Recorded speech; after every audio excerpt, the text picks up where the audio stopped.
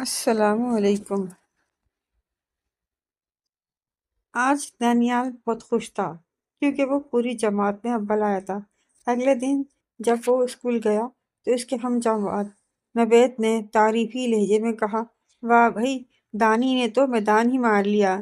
یہ سن کر دانیال نے غرور بھرے لہجے میں کہا، ہاں بھائی، اور کوئی تو میری برابری کر ہی نہیں سکتا۔ وہاں موجود اس کے ساتھیوں کو یہ بات بری لگی۔ رفتہ رفتہ وہ تکبر میں مبتلا ہوتا گیا۔ غرور کی وجہ سے وہ دوستوں کو خاطر میں نہ لاتا۔ آہستہ آہستہ وہ اپنے دوست کھوتا جا رہا تھا۔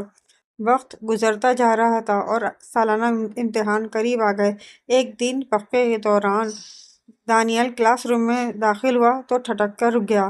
نوید اور احمد پڑھائی میں مشغول تھے۔ وہ تیزی سے آگے بڑھا اور ایک جھٹکے سے نوید کی کتاب بند کر دی اور بولا، اتنی محنت مت کرو، اول تو میں ہی آؤں گا۔ نوید اور احمد کو اس کی بدتمیزی پر غصہ تو بہت آیا، لیکن انہوں نے مصلحت سے کام لیا اور خاموش رہے۔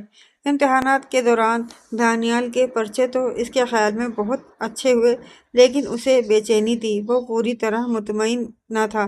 سالانہ امتحان کے نتائج کا اعلان ہو رہا تھا۔ سوم افضل، دوم احمد اور اول نوید آیا تھا۔ ان کے نمبر اتنے زیادہ تھے کہ ایک لمحے کے لیے دانیال چکرا ہی گیا۔ اول تو کیا، دوم سوم تک نہ آ سکا۔ غرور کا سر نیچا ہو چکا تھا۔